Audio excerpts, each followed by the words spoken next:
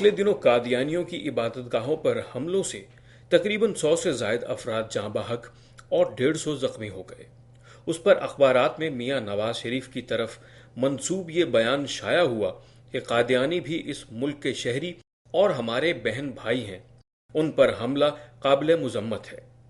اس پر بعض علماء کرام نے فتویٰ دیا کہ نواز شریف اپنے یہ الفاظ واپس لیں اور بلا تاخیر توبہ کریں۔ اگر وہ ضد پر قائم رہے تو فتویٰ دے دیں گے اور انہیں اسلام سے خارج سمجھا جائے گا۔ علماء کرام نے کہا کہ قادیانیوں کو بھائی کہنا تو درکنار، ان کے ساتھ کسی قسم کا تعلق بھی نہیں رکھا جا سکتا۔ نواز شریف نے آئین و قانون کی خلاف ورزی کی ہے۔ منکرین ختم نبوت کسی کے بھائی نہیں ہو سکتے۔ آج دین و دانش میں ہم مختلف اہل علم کی مدد سے یہ بات سمجھنے کی کوشش کریں گے کہ ہمارے ہاں علماء کرام اگر کسی کے نظریات میں کوئی ایسا عنصر پائیں جو ان کے نزدیک خلاف دین ہو تو وہ مسئلے کو پبلک کرنے،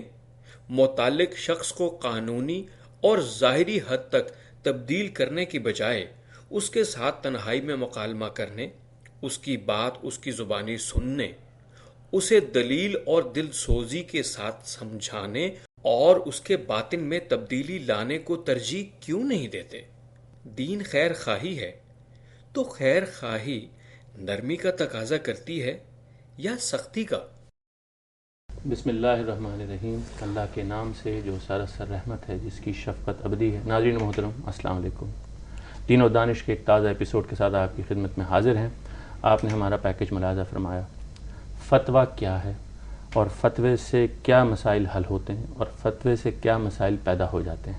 اس سلسلے میں آج گفتگو کریں گے ہم۔ ہمارے ساتھ اسٹوڈیوز میں تشریف فرما ہیں میرے بائیں جانب مولانا راغب نعیمی صاحب،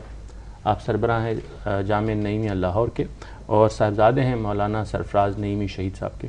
اور میرے دائیں جانب تشریف فرما ہیں ملک کے ممتاز صحافی، دانشور اور کالم نگار جناب حسن نثار صاحب، آپ کو خوش آمدید کہتا ہوں۔ اور اس کے ساتھ ہی ہمارے ساتھ ویڈیو بیپر پر موجود ہوں گے مولانا عبدالرؤوف فاروقی صاحب، جو نمائندگی کریں گے مجلس ختم نبوت کی۔ میں حسن صاحب آپ سے گفتگو کا آغاز کرنا چاہوں گا کہ جیسے میں نے ذکر کیا کہ فتویٰ ایک آیا اور اس سے ایک بحث پیدا ہو گئی، کچھ ناگوار، کچھ تیز و تند، کچھ انڈیزائربل،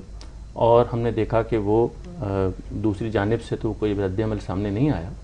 لیکن یہ ضرور ہوا کہ ہم جس سے کہتے ہیں نا کہ ہماری ایک کوئی کمزوری سامنے آنی شروع ہو جاتی ہے کہ شاید ہمارے معاشرے میں کسی چیز کے بارے میں اتفاق رائے نہیں ہے، یا کچھ آراء کے بارے میں کچھ لوگوں کی رائے بڑی شدید ہے، یا لوگوں کے جذبات کچھ ایسے ہیں جن کے مطابق لوگوں نے گروہ بنا رکھے ہیں۔ آپ سے میں یہ جاننا چاہتا ہوں کہ آپ بحیثیت ایک دانشور کے جب اس قوم کو دیکھتے ہیں، اور اس کے بارے میں آپ نے لکھا بھی، اس پر آپ کا کالم بھی ہم نے پڑھا،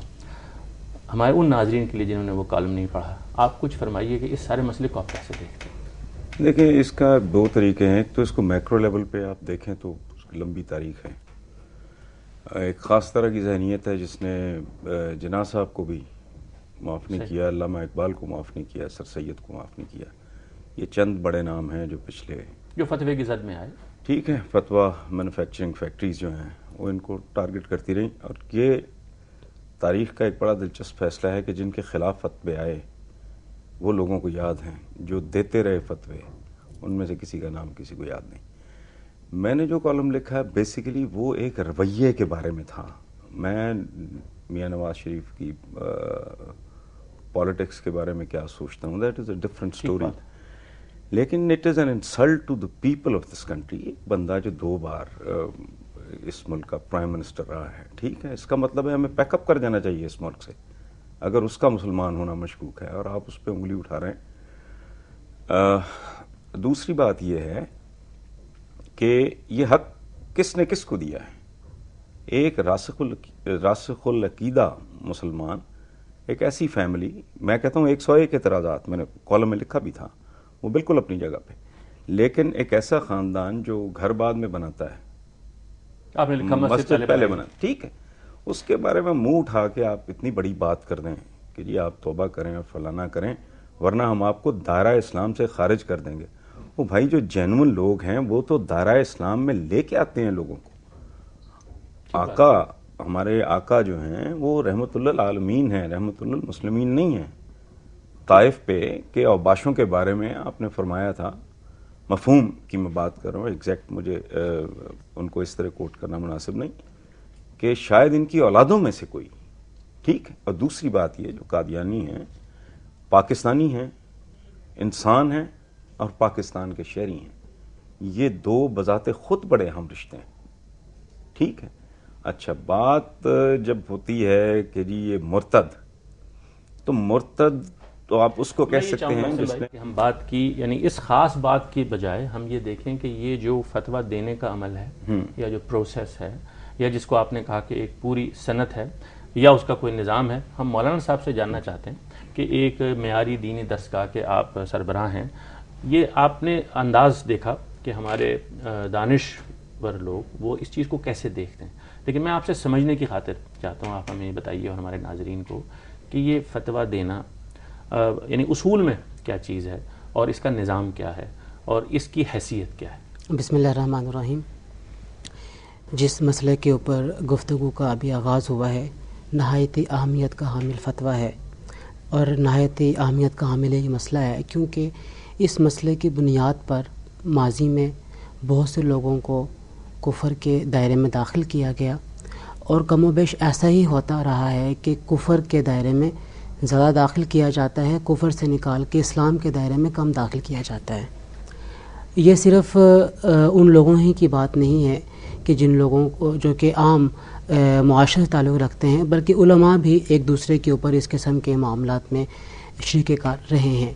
بنیادی طور پہ یہ دیکھنا کہ فتویٰ ہوتا کیا ہے اور آتا کہاں سے ہے، یہ اوریجنیٹ کیسے ہوتا ہے۔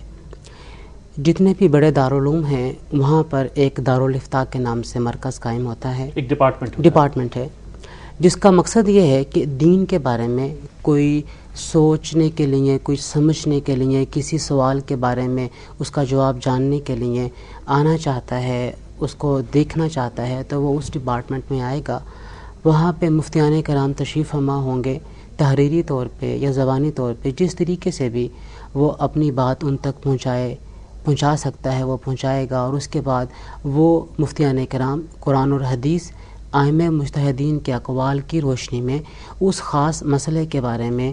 جو ان کی نظر میں ایک رائے ہوگی، جو ان کی نظر میں فتویٰ بنتا ہوگا، وہ اسے تحریر کر کے یا زبانی طور پہ دینی یا دنیاوی یا سماجی مسئلے کے بارے میں رائے کا اظہار کر دیں گے۔